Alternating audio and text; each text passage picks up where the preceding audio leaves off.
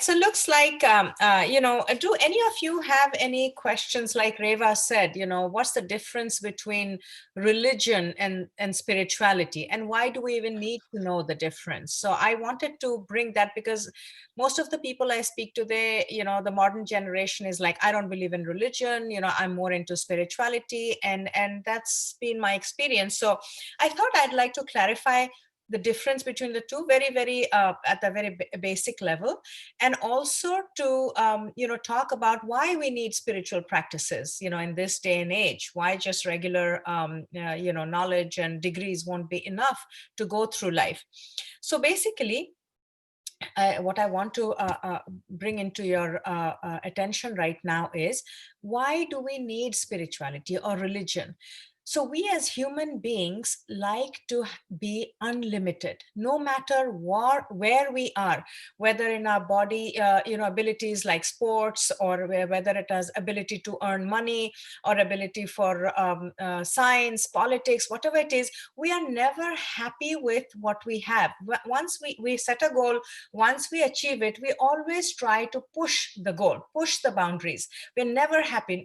First we say if we make $1 million, we'll be happy. Then we want $1 billion, and we're still not happy with $1 billion. Same with in Olympics. The same people who say want to transcend or go beyond their own goals.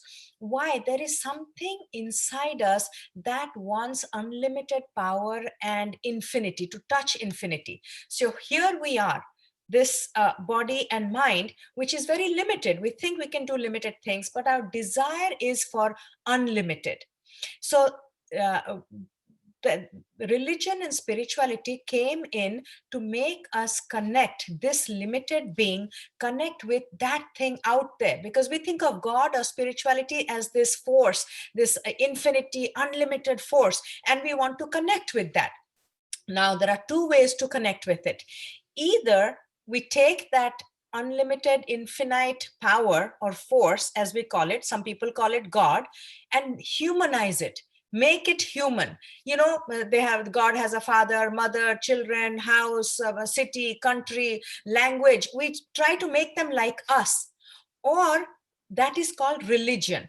When you take that force, that unknown, that infinity, and try to make it human like us. Or we take this limited being, this which we have, which we are, our body and mind, and try to divinize it, take it to that level. That is called spirituality. Now, in the past, most of the religions started thousands of years ago, when the average intelligence of the people was very low. So spirituality was not a viable option. So what they did was they hooked onto these religious leaders the concept of devotion. And they said, just love God, love that force, and you can connect with that infinity. But as the general intelligence of the humanity started growing, we started asking questions. You obviously revolt when your parents say, just do it. We don't want to just do it. We always want to know why. So that's where the spirituality practices started. Now, we have to understand that these two concepts, infinity and us here, humanity, have their strength and weakness. The strength about infinity is it's infinity, it's unlimited. But the weakness is it's not certain. We don't know what it is, where it is, how to connect with it. And what is the strength of ourselves here? It is that we know this is for real. We know we have a body, we know we have a mind. But the weakness is we are limited. We are not unlimited. So how to get these two to connect? Take this limited body and mind and connect it with that infinite power, the infinite, unlimited power. That is the role of spirituality or religion. In the past, most people did that through religion. So they humanized this power. Mother, father, God, wife, children, country, and all these things started. But now the time has come where religion is not working anymore. We have to, more and more people are gravitating towards spiritual practices. Now, what is spiritual? Spiritual means it is just non-matter. Non-physical is spiritual. So we are made up of two energies. We have a material body and we have a non-material mind.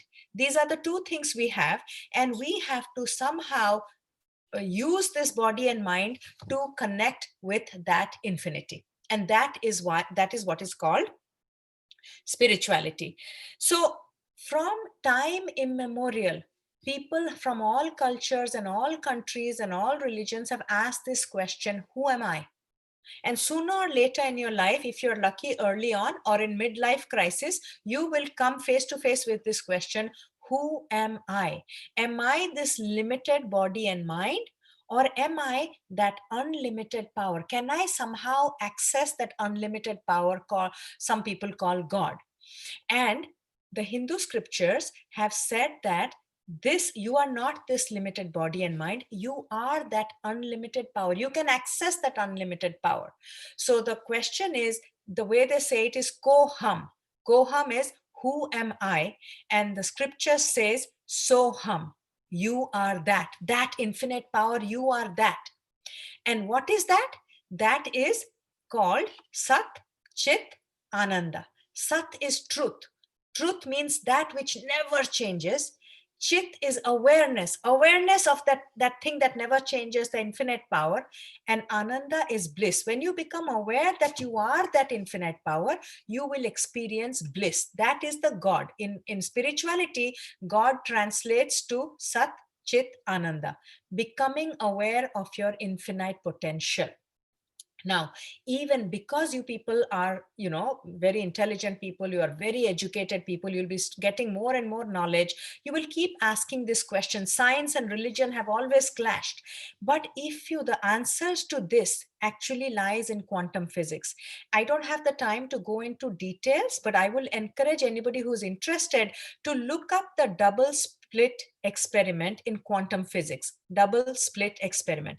And what it says is, at the subatomic level, there is no matter. There's only energy and spirit. So light, when you go into the subatomic level, is a wave. But at sometimes we see light as a particle, which is matter. So how does light behave? Sometimes like a wave, which is like a force, like an energy, and sometimes like particle, which is matter. And the difference is, it's called the observer effect. When we bring awareness to light, it starts behaving like matter. And when you're not aware of it, it starts behaving like a wave. So what they're saying is, the only way we can connect with that force and that spiritual energy is by increasing our awareness and our consciousness, which we can do through spiritual practices.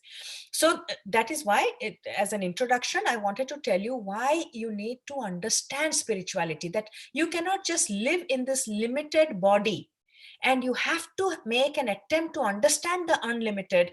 And let us, for the time being, not go through the route of religion trying to make God human. Let us instead focus on what we have. So for certainty, we have this body and mind, and we will use this to connect with that infinity. Now, the modern people, when you talk about who are you, most often we say we have a body and we have a mind.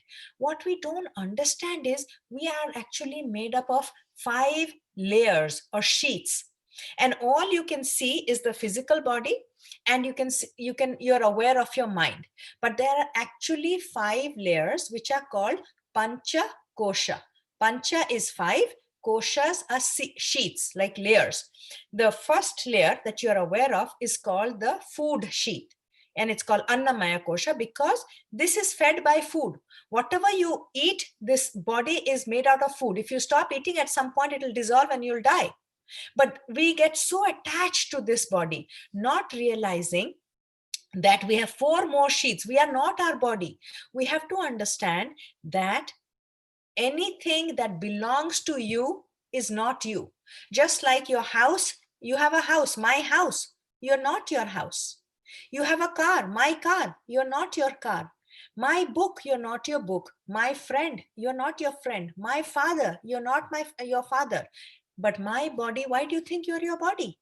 So there is something beyond the body, inside the body, more powerful. And we can go through this layer by layer. You have to go internally, go inside your internal world to find out who are you really. And for that, Our scriptures have talked about a phenomenon or a technique called Uppavas. Uppavas is, most of you must be aware, your parents do some sort of fasting. Every religion talks about fasting, whether it is Ramadan or Christianities, they do Lent, sorry. And Hinduism, we do Navratri, we do all kinds of fast. Now, most people think fasting is only food, but that is not it. Uppavas means Uppa is near, Vas is stay near. Stay near what? We want to stay near that infinite power. So we start delving one step at a time, we go beyond. So when you start controlling your food sheath, what happens? Your awareness goes to your second sheath beyond the food, which is called the Pranamaya Kosha. Pranamaya Kosha is your energy body, your breath body. And so when you control you must experiment with this. When you control your food, you become acutely aware of your breath. Now, when you control your breath, you become aware of your mind, the thoughts, which is called the Manomaya Kosha, mind body. When you control your mind, you become aware of your wisdom body, intellect body. It's called the right and wrong, that distinguishes between the right and wrong. And when you control that, you become aware of that infinite power, Soham, that you are. Now, how do we do this? You can control the food layer by controlling food, very obvious. How do you control the energy body? You have to, today I will teach you a very simple technique, which if you experiment, you can really see results very quickly. It's through pranayam, which is breath control. And how do you control your mind body? Because beyond the breath is the mind. How do you control that body? You control the mind, because mind is something that is constantly moving. It's like a little child or a dog that needs a toy to keep it busy. So you give it a mantra. A mantra means a tool to train the mind. Man is mind, tra is a tool. So any mantra, it need not be only Hindu mantras, it can be any religion. We'll talk about that later. And beyond the mind is the intellect sheath, the wisdom sheath. For that, you need to do meditation. When you are able to meditate, you will come in contact with your Atma, that infinite being, which is called God. So this is the concept of Uppavas, fasting. Please, in religion, fasting is just food, but fasting should be from not just food, fasting should be from your thoughts. Fasting should be from constantly doing something, your devices, whether it is your email, your social media, your friends, your music, constantly stimulating the mind. That means you have become a slave to your mind. So fasting means you fast from your food certain times of the year. You fast from your breath, meaning you control. Fasting means controlling your breath through pranayam, breathing techniques, and controlling your mind through mantras, which is a tool for controlling the mind, and controlling your intellect through meditation. And this is called yoga. Most people think yoga is a bunch of exercises. They're not. Yoga, that is only part of it. The asanas or the poses are only to control the body. But what about the mind? So yoga, the root word is yug. That means to unite. Unite what? Unite your body with this mind. Unite this limited body with this unlimited potential, that energy, that consciousness, that awareness. So that is yoga. Yoga meaning everything that you do, whether it is physical poses, whether it is breath control, whether it is food control, mind control, everything is yoga. It is uniting the limited with the unlimited, the body with the mind. So that's all I wanted to talk about spirituality. Now we have to understand, when we experience ourselves as a limited being, what happens? There are two types of living we can allow ourselves. One is a survival living, and one is a creative living. Survival living means you have identified that you are a very limited being. You are the victim of your genetics and the victim of your circumstances or environment. But there is another option. The other option is a creative living, where you identify with the divinity within yourself, because you can create everything. You can create whatever you want, and it is possible. In fact, if anybody has listened to Steve Jobs, he has popularized, and I urge each of you to read that book, Autobiography of a Yogi. And there they say that you are not limited. These yogis in the Himalayas, they can materialize anything from thin air just by thinking, just by making their awareness so sharp, so powerful. They can materialize anything. But how do you get there? From you, not certainly not from this limited survival living, but we have an option of living in this survival living or creative living. Now let's understand what is survival living, why we live there, and how it happens to us. All of you are aware of the placebo effect. And please, if you are not understanding something or I'm going too fast, please stop me and I'll be happy to clarify and explain. So placebo effect is most of in the pharmaceutical world, they give you certain pills that you eat, medicines that you eat, and you become healed, only to find out that it was just a sugar pill. There was no medication inside it. So what caused the healing? Your mind caused the healing. And 70% of the pharmaceutical industry depends on this placebo effect. But there is something called a nocebo effect. And to understand that, when somebody has nocebo effect is the mind working against you. Placebo is the mind becoming your best friend, mind helping you to heal. Nocebo is when the mind is fighting you, working against you. Now, what happens when people get organ transplants? Did you know this? That they give you medicines to stress hormones, not medicines, stress hormones to suppress your immunity. Because when your immunity is suppressed, you can accept an outside organ. And they give, anytime we are stressed, our immunity goes down. So for an organ transplant to be able to accept an outside organ, they give us stress hormones so that our immunity goes down. But this is good because we are receiving an organ. But what happens other times when we are normally stressed, our immunity is at a low. And we are stressed about school, we are stressed about family, we are stressed about relationships, we are stressed about money, we are stressed about so many things. So we have to understand that when we are stressed, we get caught up in this vicious cycle where there is stress, and then our immunity is low, and we start creating diseases inside us. And we get trapped into the cycle of diseases causing more stress, and stress causing more disease. And disease is not just an illness. Disease is dis-ease, uncomfortable, not being at ease. So let's understand what is stress. Stress is something that causes your mind and body to go out of sync. They are not balanced anymore, out of homeostasis.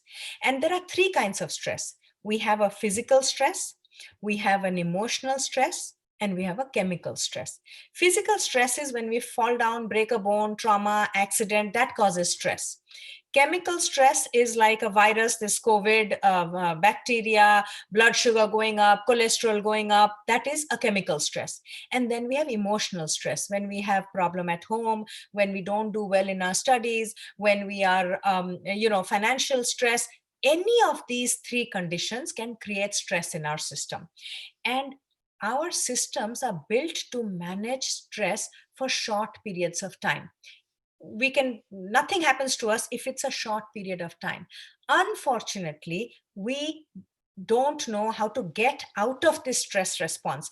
And what happens, and so it becomes an ongoing thing. It's like, when you're going in a car and your tire punctures, you put in a spare tire. Can you go on that spare tire for hours and hours and hours? No, you have to change that spare tire and get back to homeostasis, bring your body and mind into alignment. So that is why it is important to understand that you have to get out of stress. And what happens when we get into stress is the next thing I want to talk about. When we get into stress, our body reacts to this or responds to this by a primitive method called flight or fight or freeze. So you either, and this is a primitive brain, whenever we are stressed, we are programmed to either fight our enemy, flight, which is run away from our enemy, or freeze, that means hide. So what happens is, when you any of these responses happens, our body starts going into survival mode. that is SOS mode, emergency mode. Or our entire blood gets drained from our brain and our heart and our organs, and goes to our large muscles, our legs, to make us run faster than our enemy. When we were chased by dinosaurs or saber tooth or a tiger or whatever physical danger. And so we don't think very well under stress. And this is and what happens, the body starts releasing stress hormones called adrenaline and cortisol, which is a rush of adrenaline and a feel good chemical. And unfortunately, we get addicted to this, just like we could get addicted to drugs, because it gives us a high, and we start perpetuating this stressful situation just so our body starts releasing more adrenaline and more cortisol into the system. We don't realize subconsciously we are maintaining that same bad relationship and living in that stressful situation, because our body is releasing adrenaline and cortisol. But we don't realize that our body is not meant to release cortisol and adrenaline all the time. We get exhausted and we start developing disease. So many people around us are developing cancer, lupus, immunosuppressed diseases, IBS, young kids. Many of your friends, I'm sure you're aware. Many more people you're hearing, because we are not able to get out of that stress response, SOS emergency response. And so we have to learn, and spirituality and religion help us get out of this survival living, this identifying with this limited living, fearful living, and go to that creative living. Because creative is like God, he can create anything.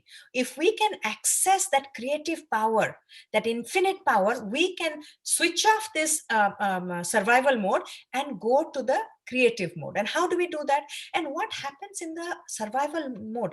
Another thing happens.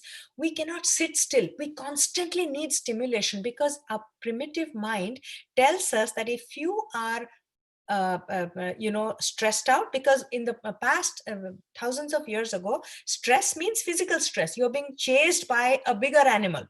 If you sit quietly, you become a prey.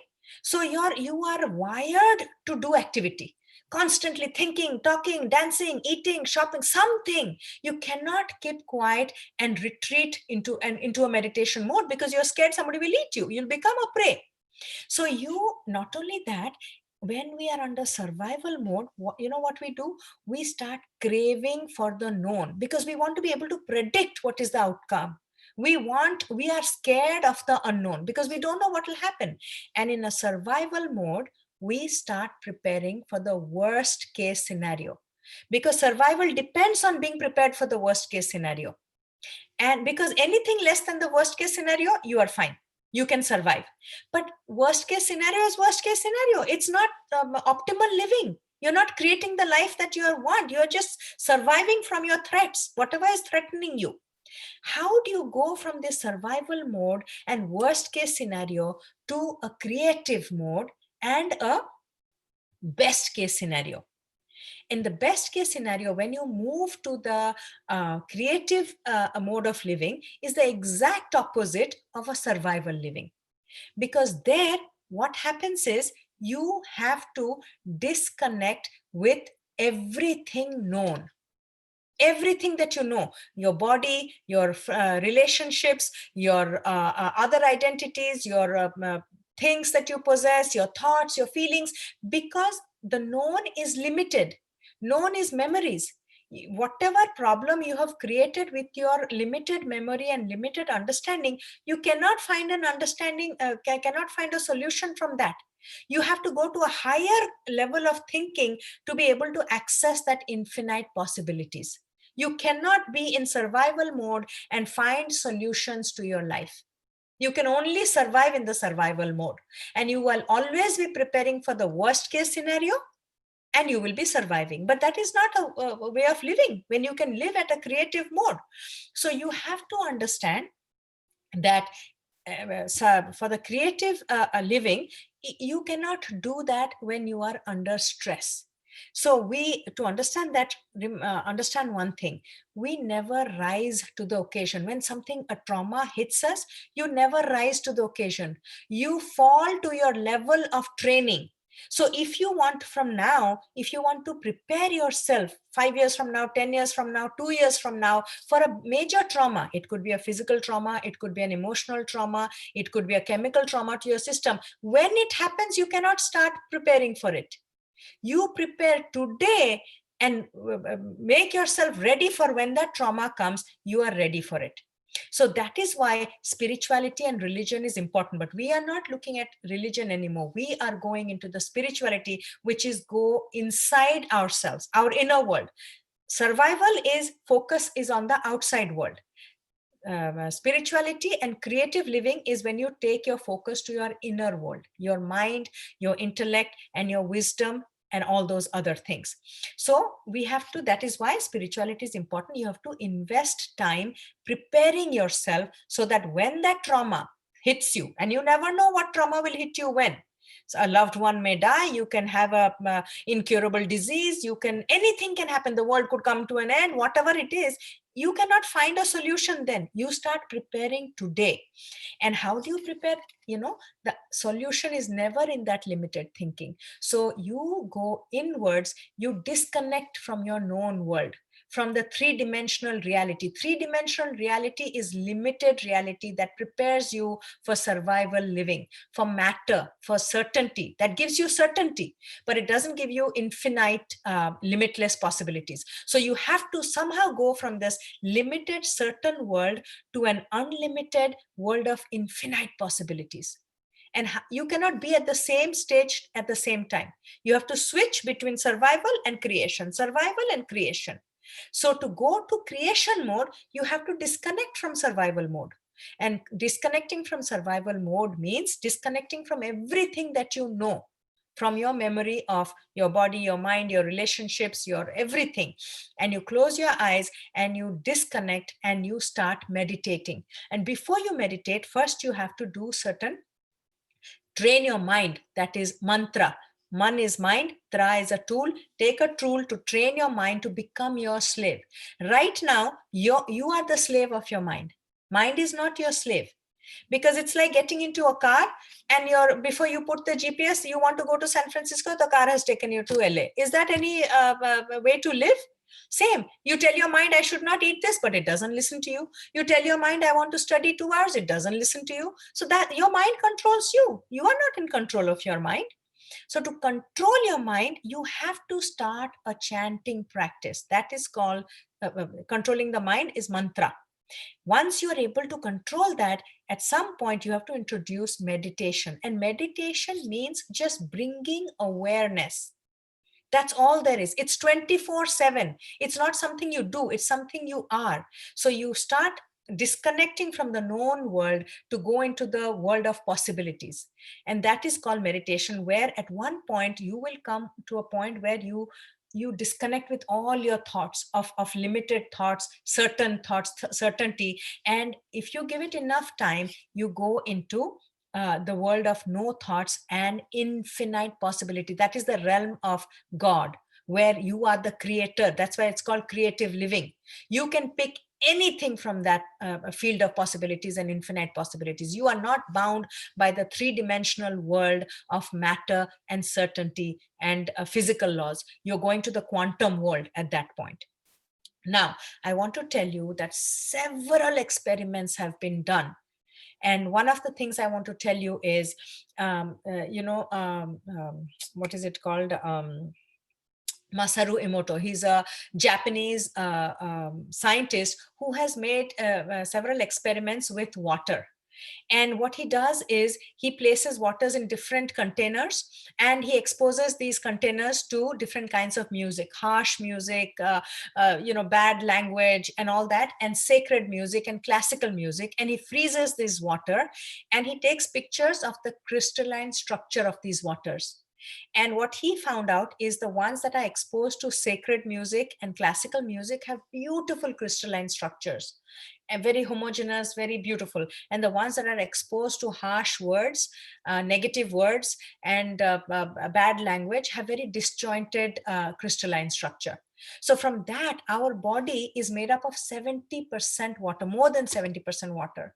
So when you are taking a bath or drinking any kind of water, if you're listening to harsh music or negative messages, you are programming your body to be negative and live in that stressful survival mode.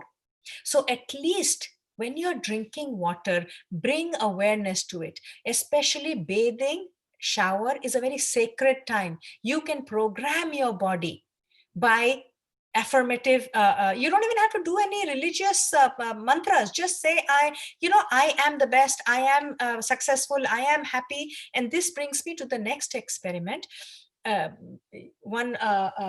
Several experiments have been done, but I will talk about one where just by trading your survival information for creative information, huge differences have been taken. They have taken a control group and another group, and they did an experiment only for 2 weeks. All you need to do is, just when you're feeling angry, resentful, jealous, scared, shameful, guilty, these are negative emotions, survival emotions, you just substitute it for love, gratitude, forgiveness, joy. Just you fake it to make it, even though your actual world does not reflect it yet. And they did that 10 minutes a day for 2 weeks. I urge you to experiment with yourself, like a ritual for 2 weeks. Take out 10 minutes, and I'll tell you one mantra. It's very powerful.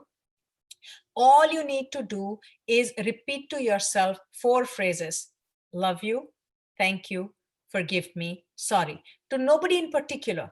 And if you want, if you're adventurous enough, you can take your blood work before you start this practice.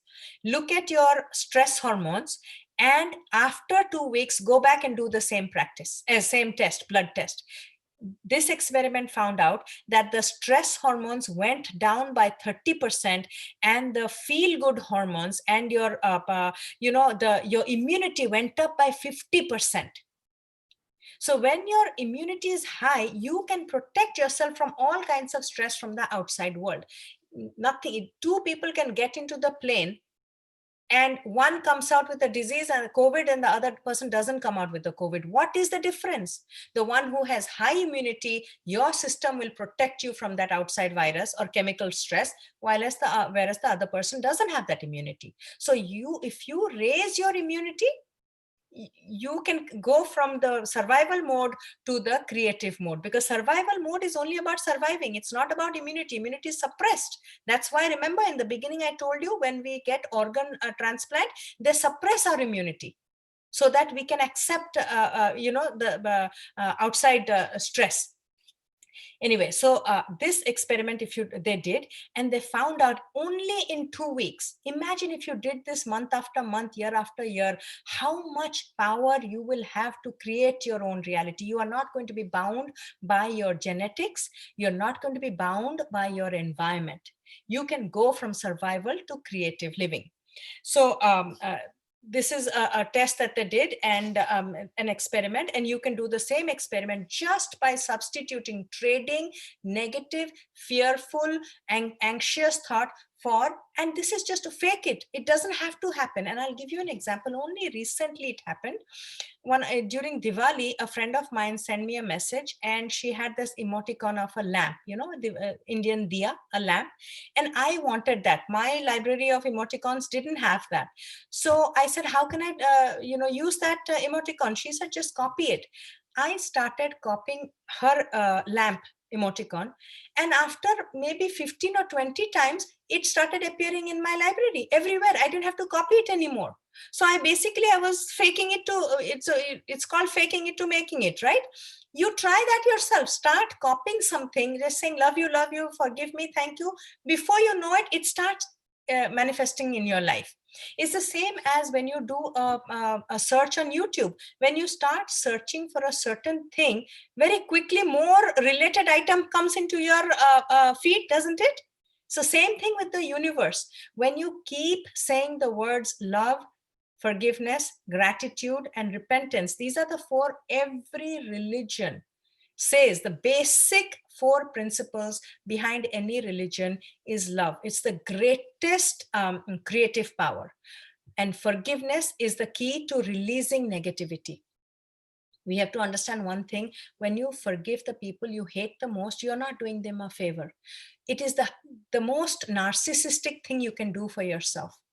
Because, like Buddha said, if you don't forgive, you are drinking poison and hoping your enemy will die. They will be fine, you will die from that poison. So, gratitude is the key to attracting. We don't attract what we want, we attract what we feel. If you feel gratitude, and many of us may think that, oh, we need so much money or such a job or this grade or that condition to be grateful. No, just to understand you're in a free country, you can vote, you have wonderful weather, you have a home to live in, you have clean water, you have plumbing, you have gas and electricity at your command. There's plenty of reasons to be grateful. But even if you don't, just experiment using that love you, thank you, forgive me, sorry for 2 weeks, 10 minutes a day. And things that you want, just keep that in mind and start practicing this and see how it manifests. You start connecting with that infinite power, which is synchronicity. Suddenly you start feeling and becoming more lucky, and magic starts to happen in your life. So that is one way of going from survival living to creative living. Because remember, creative living is the exact opposite of survival, where instead of being scared of the unknown, you think of the unknown and the uncertainty. You crave that, because that is the womb of creation. Uncertainty is infinite possibilities. Because certainty, guess what? Certainty is everything that you know in the material world. It's limited. You've created your problem from a certain kind of thinking. You cannot find your solutions from that kind of thinking. You have to go to another level of thinking, of unlimited possibilities, infinite possibilities. And you have to disconnect from this limited thinking to be able to access unlimited thinking and infinite possibilities. Because when you are in survival mode, you have a narrow focus. You only know so many things and you have to pick from those so many things. But when you go to a creative mode, you have a broader focus. You can access infinite possibilities and you can pick and choose. It's like a video game. All the moves have been coded. You just have to step back and say, okay, this move is not working. Let me choose a different move. Same thing with life. This choice that I have made is not giving me the best result. Let me retreat inside, go within, connect with, go through the 5 layers: the food layer, the breath layer, the mind layer, the wisdom layer, and then the bliss layer. You have the 5 layers. You have to connect with that bliss layer to be able to connect with that God principle, which is the creative principle, which is the infinite possibilities. But you have to go inside. Survival living is taking your focus outside. Wherever your attention is, there is your energy. If your focus is on the outside world, in the world of matter and environment, that will hold power over you. If you can turn your focus inside and go inward and connect with that infinity. Remember, we talked in the beginning, there's infinity, there is us, this limited being. You need to connect this, and you go within, go upwards, connect with that force through these layers. First, you connect with your body, then you connect with your breath, then you connect with your mind, then you connect with your wisdom, and then you connect with that bliss principle, which is the God principle. So because when you are in this limited survival living, you are living in the matter. You only believe the 3-dimensional world, what you see, because there are many dimensions. Please don't be fooled that the 3-dimensional world that you see, that's the only dimensions available to you. There are many more dimensions, which you will understand if you read that autobiography of a yogi. It'll tell you there are 7 and beyond dimensions that you can access. And to get into that, you will have to spend time with some chanting practices and meditation. And meditation is not something you do. All you need to do is close your eyes, go inward, and start observing your thoughts. You will very quickly become aware how negative and limited your words are, your thoughts are.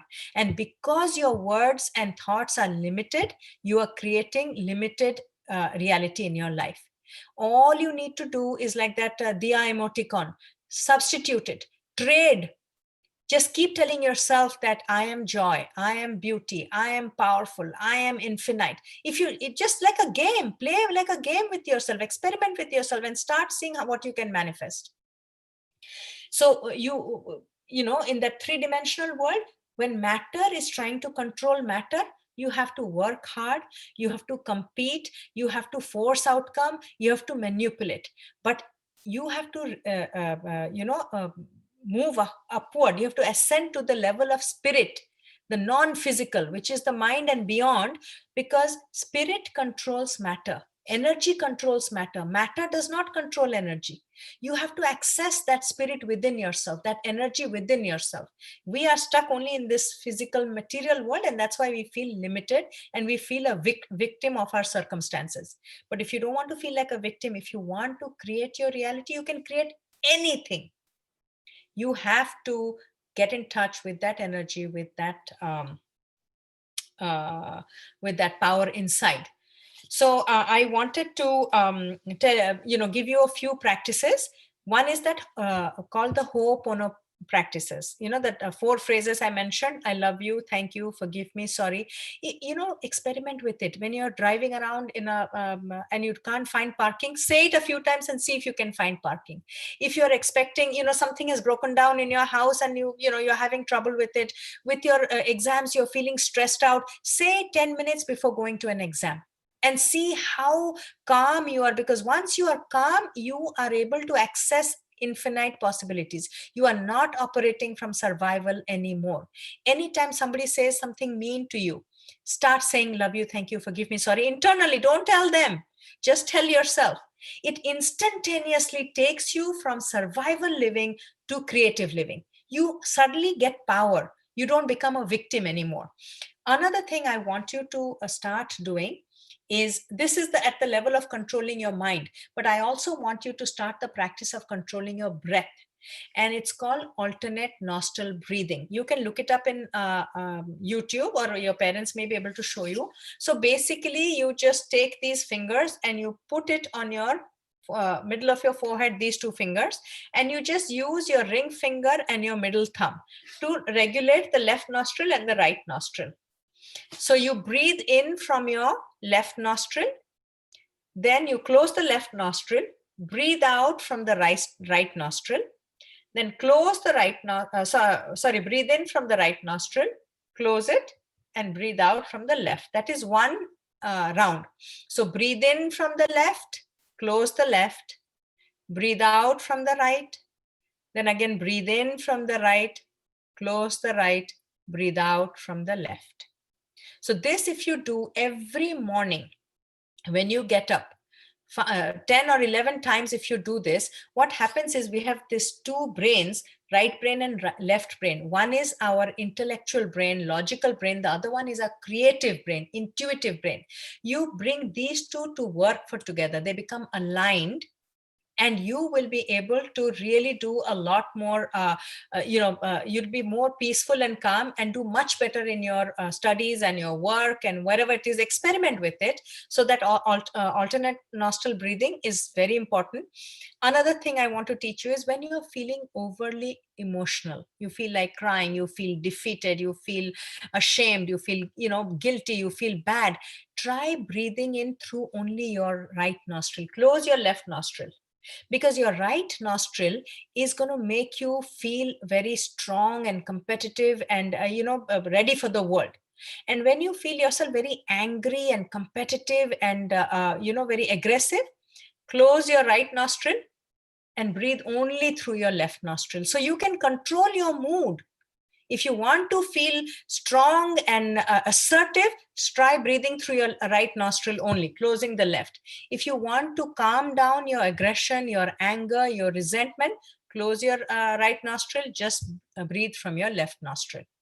So these are the two practices I wanted to teach you. One is the love you, thank you, forgive me, sorry. Experiment with that from today. If you can't find something, use it. If you want a parking spot, use it. If you want a good news, use it. If you want somebody to have a wonderful conversation with your teacher, professor, friend, whatever, use it. 10 minutes before you go, use this. And then the alternate nostril breathing, because then you're bringing your logical mind and your intuitive mind, you're aligning together. It'll help you access your spirit and matter and infinite possibilities. Also become aware of the words you're using. Once you bring awareness to it, you'll realize how many negative words you're using. And use these two words, I choose and cancel. So if you say, oh, I'm too fat, or I am stupid, or I'm very bad at math, you become aware you've used a limiting word and a limiting thought. Instantaneously tell yourself, I cancel that thought. You will not accept that thought into your system. And then you say, I choose to believe that I'm brilliant. I choose to believe I'm beautiful. I choose to believe I'm powerful. I choose to believe that I am infinite power. I have infinite power at my disposal. So these two phrases, I choose to believe this, and I cancel, because you will become aware. The more awareness you bring, how many negative things, we are our worst enemy. I can't do this, I'm not good enough, I'm not tall enough, I'm not thin enough, I'm not rich enough, I'm not smart enough, whatever it is, I wish I was this, I wish I was that. Cancel, say I cancel that thought. Instead, substitute it, trade it. I choose to believe exact opposite of what. Fake it to make it. You say it 20 times, your body will accept it and start manifesting that. So that is all I wanted to say. And I would love to hear from you what resonated, what did not make sense. If you need any explanation on anything, please unmute yourself and let's have a discussion.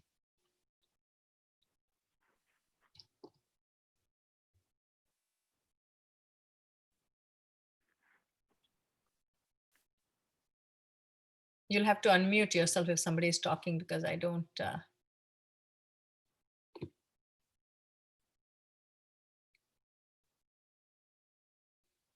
Does anybody have any question? Anything that did not make sense? Could you go through the 5 layers again? Just Yeah. one more time. So it's called Panchakosha, which is the 5 sheets or layers. The first one is Annamaya, which is the food sheet. Anna is food. So you have to bring awareness to your food. What you're eating, when you're eating, how you're eating, and what are you thinking when you're eating. Instead of just looking at your phone and listening, watching TV or listening to music, that means you have not brought awareness to your food. So then you are living in victim instinctual mode, like an animal.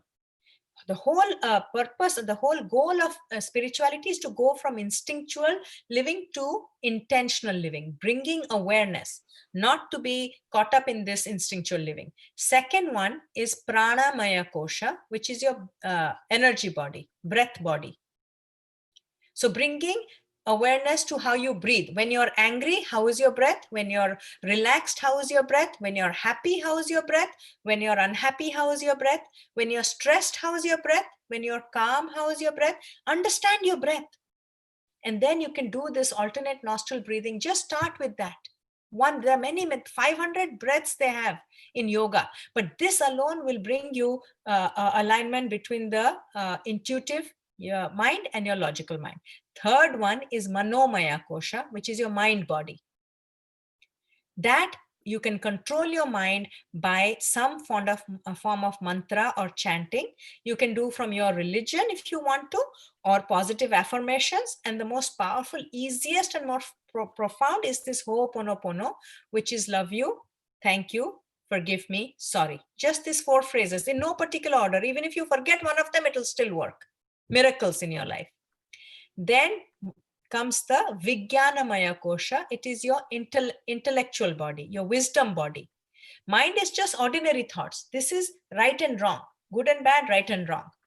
And beyond that is the Anandamaya Kosha, which is your bliss body, which is your God principle. You're in touch with that creative principle that you can be at bliss anytime. It's in your control. It's not in the control of the outside world or outside people. You control how blissful you feel, when you feel, how you feel. So for the four phrases, the love you, thank you, forgive me, sorry. You mentioned you can use it and experiment it, like when you're trying to find parking spaces or whatever. Obviously, I know about it because you've told me. But sometimes I have like this innate doubt in my head that how can just saying four phrases manifest this? So like I feel like I preclude getting these good benefits because in my head I'm like, how can just saying these four phrases produce these results? So how do you suggest that people get rid of the innate doubt in these things? So that's such a simple solution to such great results. So in my head automatically it's like it can't be that simple. That simple. That's a very good question. And the thing is, for this, religion was created because these are spiritual practices. We are connecting with the spirit, with the force, with that energy. But until you see the results, it's very difficult. Our analytical mind gets in the way. Our mind is our best friend and our worst enemy. We want to believe that we are limited beings. So the only way you can do that is experiment. That's why they, in the past, the religions were so strict. You have to do it like this and this many days and this many times, because they didn't want you to doubt it. But now the general intelligence of the people has gone up so much, they don't respond well to just do it. But that is the solution. Only way you can be certain of it is by practicing it. No amount of lecture, no amount of talk will ever make you experience that. You have to experience it, and you have to give it some time with that fake it to make it concept, that okay, it has worked for billion people, why won't it work for me? And I'll give you how this Ho'oponopono started. This was started in Hawaii by a person called Dr. Hugh Len, and he took over the responsibility of the state prison mental asylum, which is where the mentally unstable prisoners were kept. And nobody wanted to take over because it was a very difficult administration. People were violent, they were chained, they were very, very unpleasant working conditions. And this guy brought in this ancient Hawaiian healing technique, where he sat in his office. He's a psychotherapist, but he never met any of the prisoners. He never saw them. He never gave them any medication or any counseling. He just got a picture of them, looked at them, and all he said day in and day out is, love you, thank you, forgive me, sorry. Within 2 years, the prison was shut down. People were rehabilitated into society, and only a few were sent to low security prison. So if without seeing the prisoners, he's not even related to prisoners, no medication, no counseling, how could he heal so many people? And this is not a story. You can look it up on Google. If he can do that, why can't you make a small change in your life? Imagine, he has made changes in 2000 people's lives just by saying, I love you, thank you, forgive me, sorry. And I encourage you to go into Google and search for Dr. Hugh Len and Ho'oponopono and what magic it has created in people's lives. So the answer to your question is, only experimenting with it will make you believe it. No amount of talk can convince you. Any other person has any questions?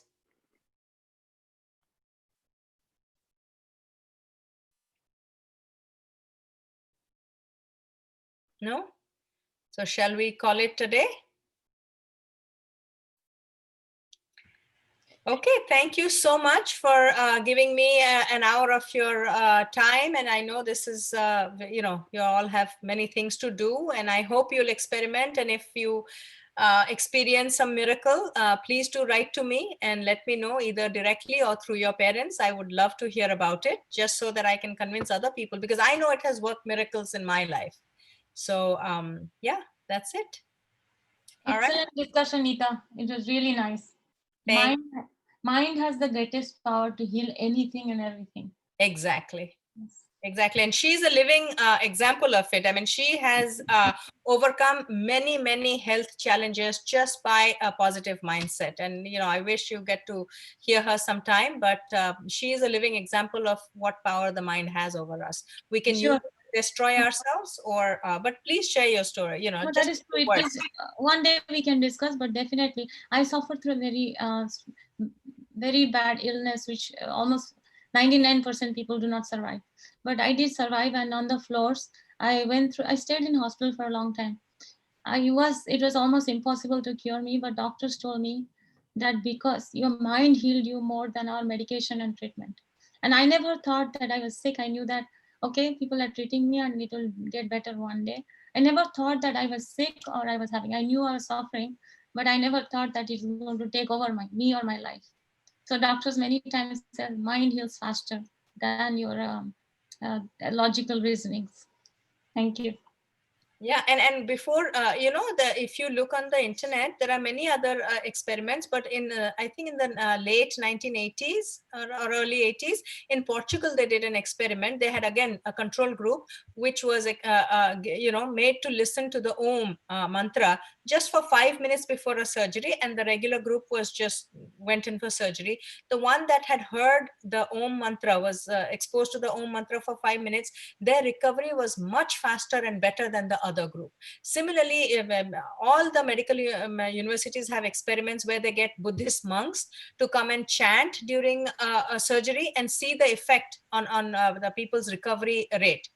So there is no doubt that the mind has, it can be your best enemy or your worst enemy. It can be a placebo or a nocebo, which means it can help you heal or it can create stress in your body.